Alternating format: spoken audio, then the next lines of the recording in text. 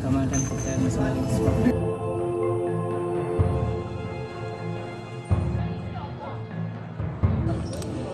Kita sudah di pos pemantauan Cemoro Sewu. Sudah jalan 55 menit.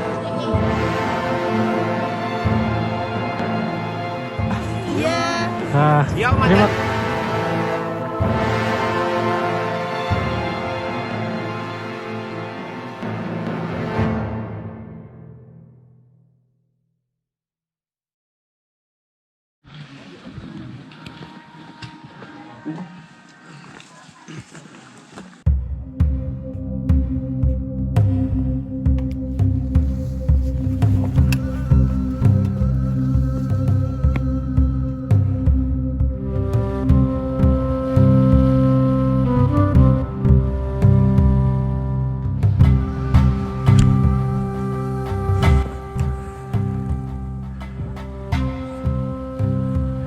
Sekarang lagi istirahat.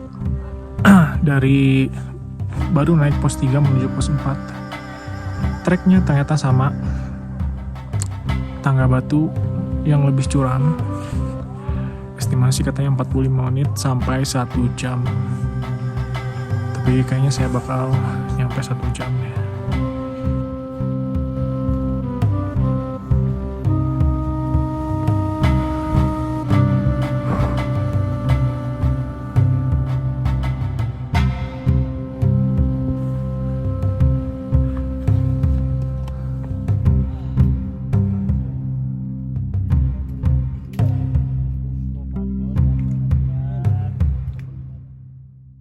Perjalanan dari pos 3 menuju pos 4 ini memang sangat susah. Jalur masih berbatu dengan tanjakan yang lebih curam. Dan saya sering berhenti di situ istirahat. Setiap melewati satu tanjakan istirahat. Begitu seterusnya sampai pos 4. Jadi estimasi waktu 45 sampai 1 jam itu tidak berlaku bagi saya. Salah satu hal yang unik di jalur Cemoro Sewu ini, hampir semua pendaki pernah bertemu dengan burung jalak, penghuni Gunung Lawu. Menurut kepercayaan, burung jalak ini menunjukkan jalan bagi para pendaki, atau sebagai tanda bahwa pendaki tersebut disambut dengan baik di Gunung Lawu. Tapi dari sudut pandang lain, menurut saya adanya perubahan perilaku dari si burung jalak ini karena sudah terbiasa dengan manusia. Naluriah alami hewan itu biasanya mencari makan.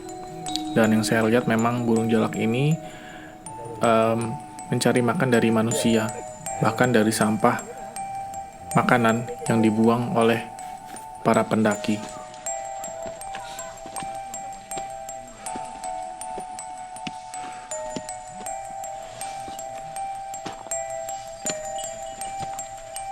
Alhamdulillah.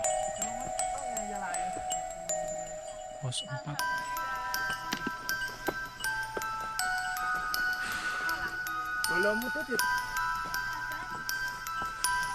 Di mas dito.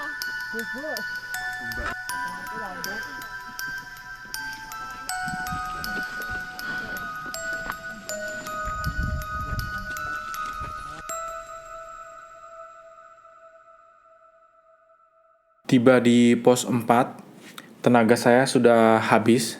Saya istirahat cukup lama di sana sambil makan cemilan untuk isi tenaga.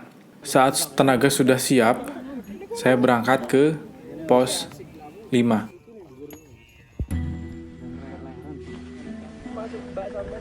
Perjalanan dari pos 1, 2, 3, 4 itu memang benar-benar menguras tenaga. Tenaga saya sampai habis dan lelahnya itu di luar ekspektasi. Dari pos 4 menuju pos 5 sampai ke Hargodalem, jalan saya sangat lambat sekali. Kaki sudah terpincang-pincang, ditambah lagi cuaca sangat dingin, membuat perasaan saya jadi nervous. Seketika itu, saya langsung merubah rencana, karena tadinya jika ada waktu, saya bakal ke puncak sore itu juga. Tapi ternyata, karena tenaga sudah habis, jadi saya membatalkan rencana tersebut dan langsung cari spot untuk mendirikan tenda.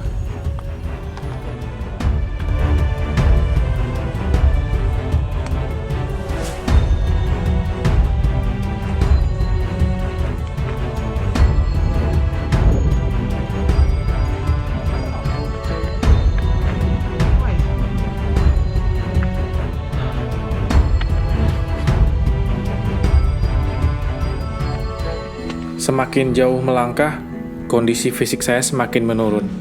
Padahal jika dilihat, dari pos 5 ke Sendang Derajat itu jalurnya tidak terlalu curam seperti jalur-jalur sebelumnya. Saya sudah berada di fase ingin menyerah pada saat itu. Tapi hati kecil saya menguatkan saya untuk terus tetap bertahan. Saya sempat terpikir, Mbok Yem saja yang sudah lanjut usia bisa sampai ke Hargo Dalam. Masa saya enggak? Akhirnya, saya menguatkan mental pada saat itu, dengan terus berjalan meskipun pelan, tapi pasti saya tiba di Sendang Derajat.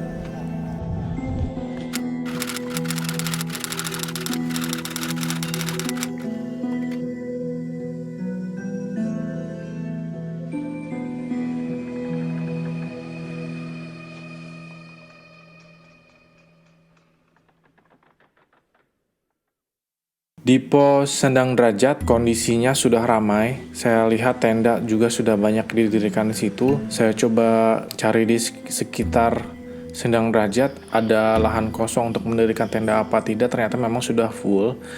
Jadi mau nggak mau saya harus terus jalan ke Hargo Dalam meskipun kondisinya sudah mulai gelap.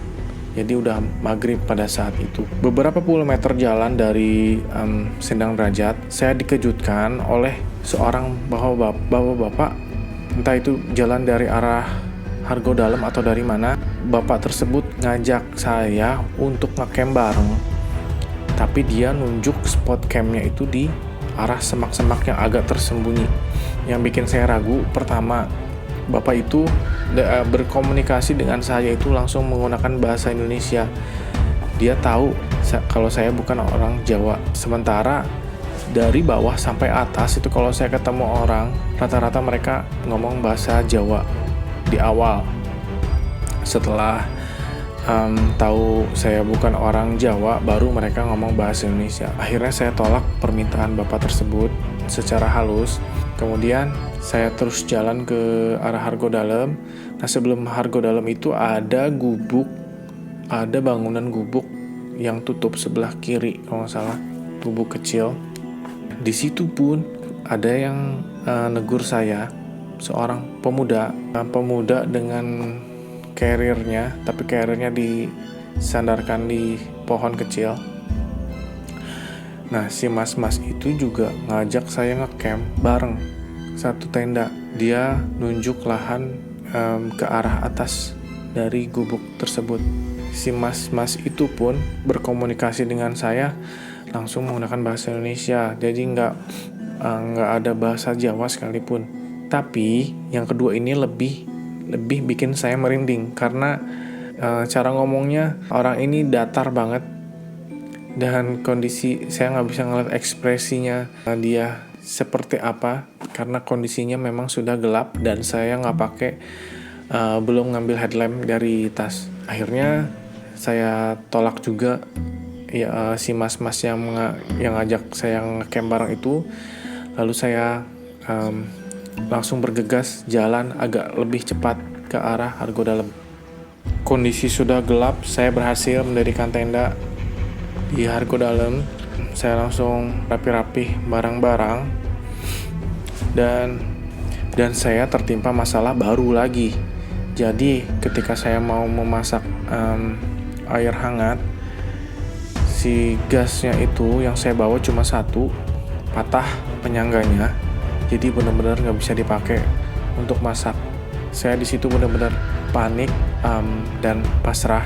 Tapi saya juga ingat kalau di samping saya itu ada warung Mbok Yem yang masih buka. Saya langsung bergegas ke warung Mbok Yem, beli minuman dan memesan nasi pecel telur khasnya Mbok Yem. Langsung saya beli dan bungkus untuk dimakan di tenda karena kondisi saya sudah masuk angin. Jadi si nasi benar-benar nggak bisa masuk ke perut. Baru 1 atau 2 suap saya langsung muntah. Dan ketidakberuntungan saya yang kedua adalah obat-obatan yang sudah saya persiapkan itu tidak terbawa di kotak P3K. Kotak P3K-nya ada, cuman obat-obatan khususnya Yang saya siapkan itu tidak terbawa, ketinggalan di rumah.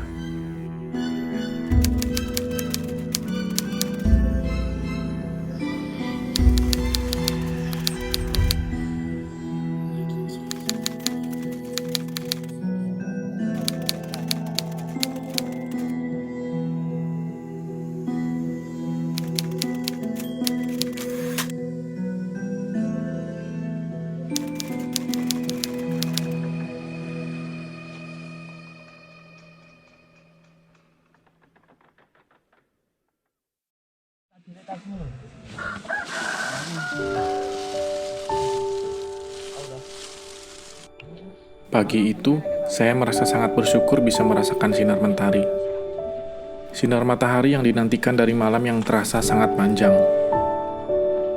Rencana saya ke puncak harus saya tunda dulu karena berbagai pertimbangan. Salah satunya kondisi fisik saya yang masih letih dan sakit kepala, jadi saya harus bijak menggunakan tenaga karena masih ada perjalanan untuk turun. Saya harus melawan ego bahwa ke gunung harus muncak. Karena esok harinya saya harus bekerja di kantor seperti biasa. Jadi saya memilih menikmati sinar matahari di sabana dekat Hargo Dalem, arah jalur Ceto sembari memulihkan tenaga.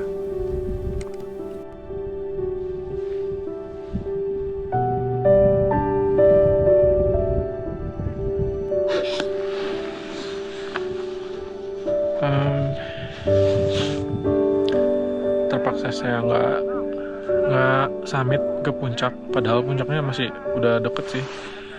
Bisa dilihat dari sini juga kelihatan puncaknya.